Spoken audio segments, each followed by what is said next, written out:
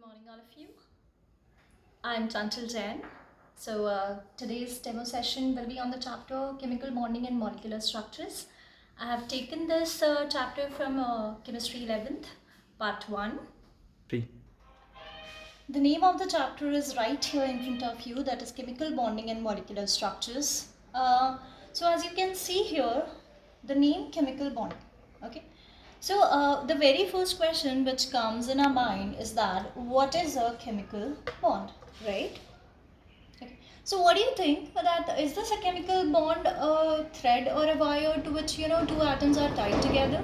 What do you think? Of course not. It is not a thread, it is not a rope, to which two atoms are tied together. It is nothing but it is just an attractive force, which holds various constituents.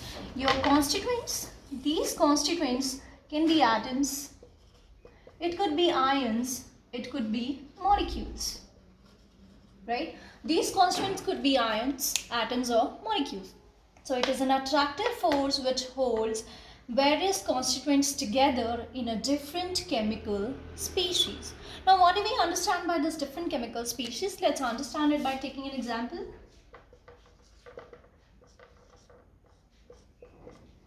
These are two hydrogen atoms, they are tied together. Okay, there's attractive force between them and they are going to result into a H2 molecule. There are two chlorine atoms. I have taken these chlorine atoms, they are resulting into Cl2 molecule. You can see that both of them are going to have an attractive force between them, but they are resulting into two different chemical species. Is that clear, everybody? Okay. Now, what is this line? I have represented this attractive force with a line on paper. Okay. Whenever we are going to represent a chemical bond on paper, we are going to represent it by a line. Is that clear, everybody? Is that clear? Okay. Start. So let's move towards the next topic. That is, you have seen in the previous slide that atoms are combining with each other. So if the atoms are combining with each other, so the very first question which comes in our mind is that why do atoms combine? Okay, why they are combining with each other? Aren't they stable in their monoatomic forms?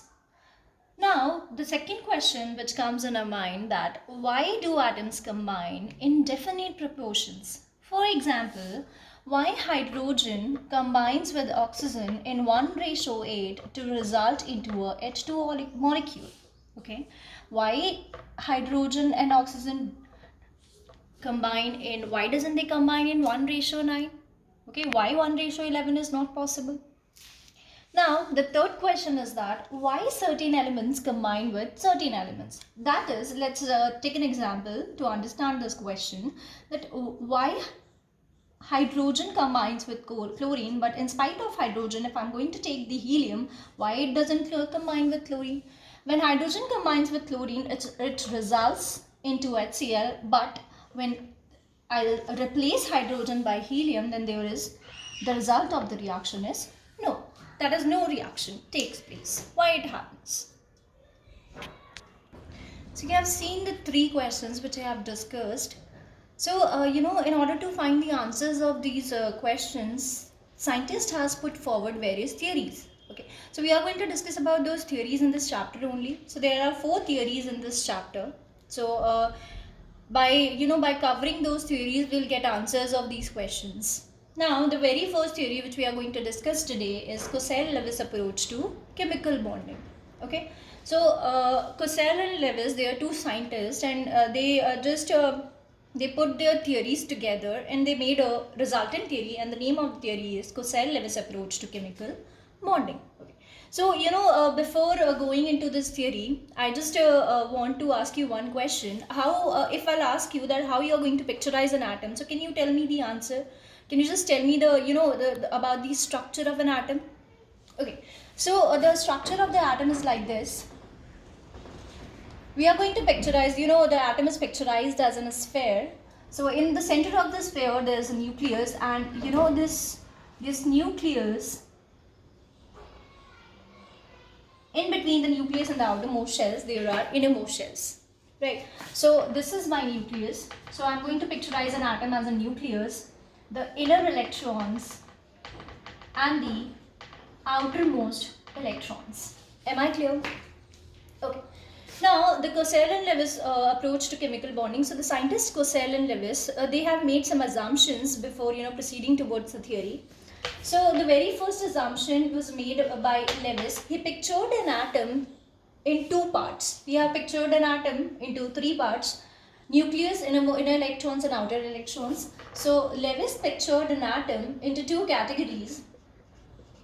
One is kernel, and another one is outermost shell. One is kernel and outermost shell. So outermost shell electrons, they are clear to you, right? Now what is kernel? He called this kernel as a positively charged sphere. What I call?